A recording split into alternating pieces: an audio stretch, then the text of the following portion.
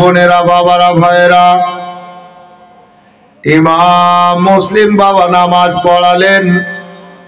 শেষ বৈঠকে যখন আপনার কি বলে, ডান দিকে সালাম, বাম দিকে সালাম, সালাম ফিরিয়ে দেওয়ার পরে আমার ইমাম মুসলিম এবার যদিও পিছন ফিরে তাকাচ্ছেন, বাবা কুফার এত বড় জামে মসজিদ, 4 থেকে 500 লোক একই সঙ্গে জামাতে নামাজ আদায় করতে পারে, এত বড় মসজিদ।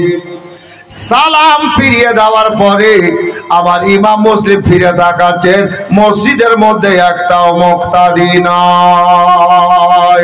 বাবারা, ভাইরা, ইমাম মুসলিম চিন্তায় পড়ে গেলেন, আল্লাহ এত বড় ভরা মসজিদে এতগুলো নামাজিতে এতগুলো মুক্তাদিতে সালাম ফিরিয়ে দেওয়ার পরে একটাও দেখতে পাওয়া যাচ্ছে না। জমিন ফেটে গিয়ে ভিতরে চলে গেল নাকি?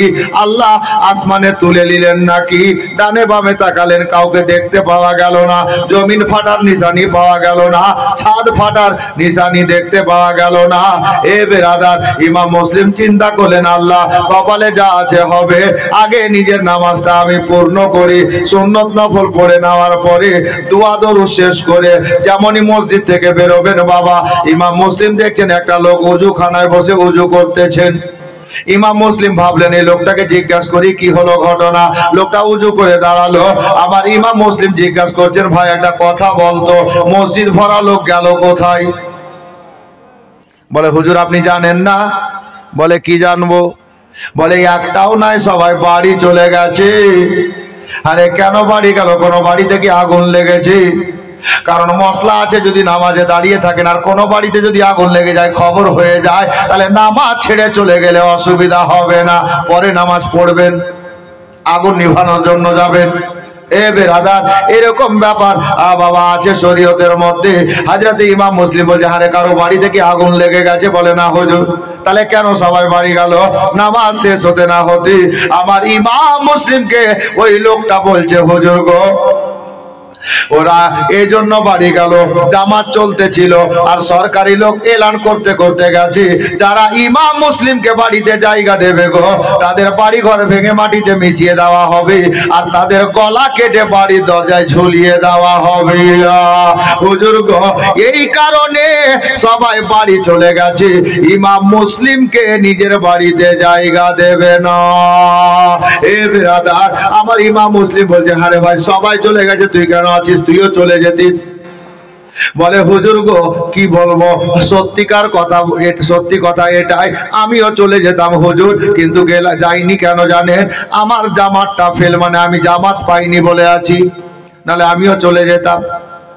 এখন ইমাম মুসলিম চিন্তা করছেন, আল্লাহ আমার কপালে যা আছে হবে, আমি তো নবীর নাতি হুসাইনকে আবার চিঠি করে ডেকে ফেলেছি।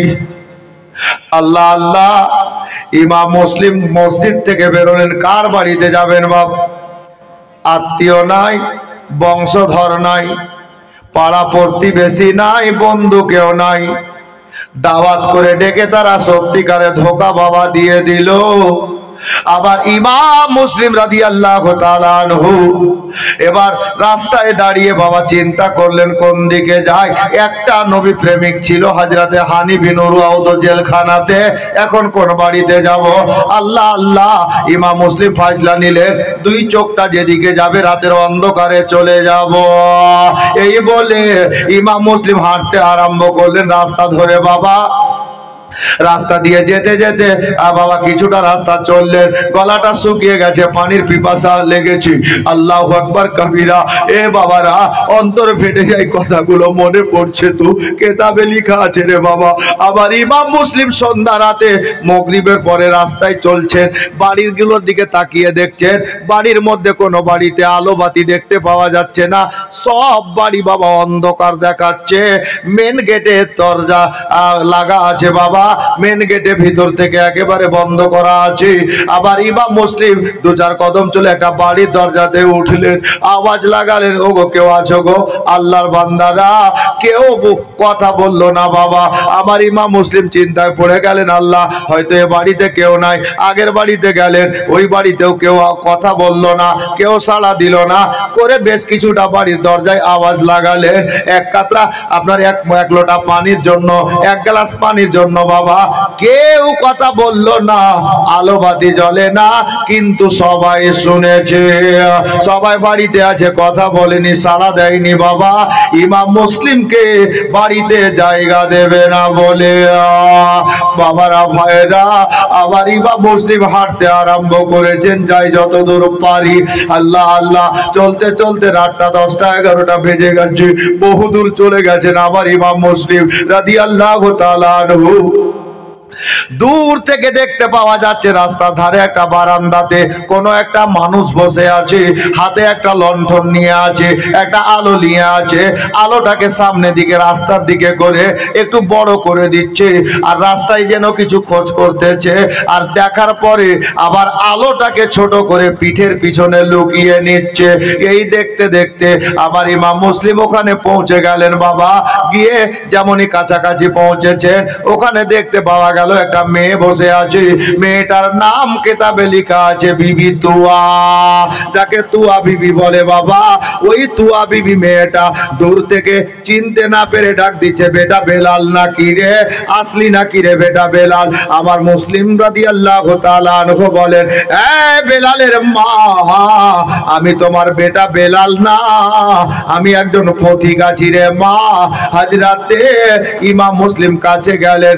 আচ্ছা মা বলেন তো, ব্যাপারটা বুঝতে পারা গেল না। লণ্ঠনটা আগে করছেন, আলো বড় করছেন, খোঁজ করছেন, কিছু দেখছেন, আবার ছোট করে পিছনে লুকিয়ে নিচ্ছেন, ব্যাপারটা কি?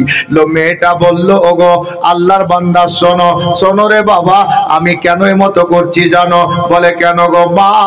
বলে আমার একমাত্র বেটা, ওই বেটাটা জওয়ান বেটা, আর চাকরি করে ওবায়দুল্লাহ ইবনে জিয়াদের দরবারে।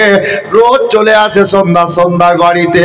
আজকে রাতটা বেশি হয়ে গেল, এখনো আসে নাই। তো আলোটা কেন বড় করছেন আর ছোট করে লুকিয়ে নিচ্ছেন? বলে বেটা তুই বাড়ি যা, দেশের অবস্থা ভালো নয়, শহরের অবস্থা ভালো নয়। কেন গো বিবি তুয়া, বেলালের মা? বলে আলোটা বড় করে বেটাকে খোঁজ করছি, আর আলোটা ছোট করে পিছনে লুকিয়ে নিচ্ছি।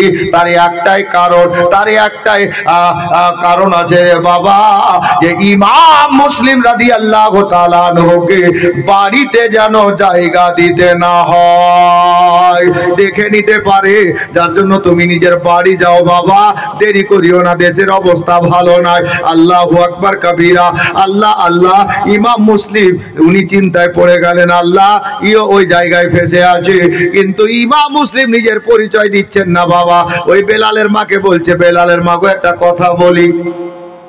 কি রে বাবা, কি কথা বলবি বল? বলে বেলালের মা, আমার গলাটা বড় শুকিয়ে গেছে, একটু পানি যদি পান করাতেন তো ভালো হতো। বেলালের মা বলল, বেটারে এখন পানির কথা বলিস না, যা যা নিজের বাড়িতে গিয়ে পান করবি, ও তো জানে না বাড়ি কোথায়। বলে মা গো, ও বেলালের মা, আমার বাড়ি বহু দূরে আছে, সত্যি বহু দূরে। বেলালের মা, আমার বাড়ি বহু দূরে আছে, আমার হুলকুমটা বড় শুকিয়ে গেছে, বড় পিপাসা পেয়েছি, বড় পিপাসিত হয়েছি, একটু পানি আমাকে দাও গো। বেলালের মা, পানি পান করিয়ে দাও, আমি চলে যাব। বাবারা, মা বোনেরা, মেয়েটার দিলে দয়া হয়ে গেল। বলে বেটা তুই বস, আমি পানি আনছি। বাড়ির মধ্যে গেল, একটা পানির বর্তনে পানি নিয়ে আমার ইমাম মুসলিমকে এনে দিল, আর বলল, এই নাও গো বাবা, পানি পান করো। আমার ইমাম মুসলিম বারান্দায় বসে বসে পানিটা পান করলেন। মা বোনেরা, পানি পান করে নেওয়ার পরে বর্তনটা ওই বিবি তুয়া বেলালের মাকে দিলেন। গো এ বেলালের মা, নাও তোমার পানির বর্তন। পানির বর্তন বেলালের মা হাতে নিয়ে বলল, বেটা রে, তুমি পানি চাইলা, তোমাকে পানি দিলাম, এবার তুমি বাড়ি যাও, বাড়ি যাও, দেশের অবস্থা ভালো নাই, তুমি বাড়ি যাও বাবা। বেলালের মা বাড়ির মধ্যে বর্তনটা রাখলেন। রাখার পরে বাইরে আসছেন, দেখছেন লোকটা যায়নি, এখনো বারান্দাতে বসে আছেন। বেলালের মা বলে, বাবা রে, তুমি পানি চাইলা, তোমাকে পানি দিলাম, তুমি বললে পানি পান করে আমি চলে যাব, আর তুমি এখানে বসে আছো, এখনো বাড়ি যাওনি। বাবা যাও, তুমি বাড়ি যাও। আমার ইমাম মুসলিমের অন্তরটা ফেটে গেল রে বাবা। ইমাম মুসলিম বলছেন, বেলালের মা গো, আমি কোন বাড়ি যাব গো? আমার বাড়ি বহু দূরে, এই কুফাতে আমার বাড়ি না। বেলালের মা, এই কুফা শহরে আমার বাড়ি নাই। বাড়ি তো দূরের কথা, আমার নিজের বাবার একটা পা রাখার মতো জায়গা কুফাতে নাই। আমার বাড়ি এই কুফা শহরে না গো। তাহলে কোথায় বাড়ি রে বাবা? আমার ইমাম মুসলিম বললেন, আমার বাড়ি হলো সুদূর মদিনাতে। আমার বাড়ি হলো নবীর সোনার মদিনাতে। যেমনই কথাটা বলা রে বাবা, আমার ইমাম মুসলিমকে বলছেন, হুজুর তাহলে আপনি ইমাম মুসলিম নাকি? আপনি ইমাম হোসেনের চাস্তো ভাই নাকি? বলে, ঠিক বুঝেছ বেলালের মা, আমি হলাম সেই ইমাম মুসলিম, যার জন্য আজকে কুফা শহরের সবটা বাড়ির দরজা বন্ধ হয়ে গেছে। বেলালের মা, আজকে তুমি আমাকে পানি পান করিয়েছ, এ পানির বদলে তোমাকে এখন কিছু দিতে পারলাম না, তবে কথা দিলাম বেলালের মা, দুনিয়া থেকে বিদায় নেওয়ার পরে যখন কাল হাসরের ময়দান কায়েম হবে রে, এই বেলালের মা, এই পানির বদলে আমার মায়ার নবীকে বলে তোমার জন্য হাউজে কাউসারের পানির ব্যবস্থা করে দেব। মুসলমান, এত বড় কথা আমার ইমাম মুসলিম বলে দিলেন বাবা। বেলালের মা বলল, হুজুর মাফ করবেন, চিনি না তাই কটা কথা বলে দিয়েছি, তবে আপনাকে আর কোথাও যাওয়া লাগবে না, আসেন আপনি আমার বাড়ির মেহমান হয়ে যান। হুজুর গো, আপনাকে কোথাও যেতে হবে না, আপনি কোনো বাড়ির দরজা খোলা পাবেন না। বেলালের মা ইমাম মুসলিমকে বাড়িতে জায়গা দিয়ে দিলেন বাবা, একটা ঘরের মধ্যে থাকার জায়গা দিলেন, পা হাত ধোয়ার পানি দিলেন। পা হাত ধোয়া হলো। ওই রাতের বেলাতে বাড়িতে যা খাবার ছিল একটা থালাই করে খুলে আমার ইমাম মুসলিমের সামনে নিয়ে হাজির করলেন বেলালের মা। হুজুর একটু খানা খান গো। চেহারাতে ধুলাবালি ছিল। আবার ইমাম মুসলিম যেমনই বাবা থালাটার দিকে তাকিয়েছেন গো, খানাটার দিকে তাকানো মাত্রে বাবা নিজের কচি কচি বেটা দুটার কথা মনে পড়ে গেল। হে বাবা, আবার ইমাম মুসলিমের মনে পড়ে গেল, আরে যে বেটা দুটার মা দুনিয়াতে বেঁচে নাই। ইমাম মুসলিম খানার দিকে দেখছেন আর বলছেন, আল্লাহ, যে বেটাকে নিজের হাতে করে আমি রোজ খাওয়াই, আজকে কাজী শাড়ির বাড়িতে রেখে চলে এসছি, গভীর রাত হয়ে গেল, জানি না বেটা দুটো খেয়েছে কি না। বাস্তবে যদি না খেয়ে থাকে, তাহলে আমি বাবা হয়ে কোন মনে কোন প্রাণে খাবার খাবো?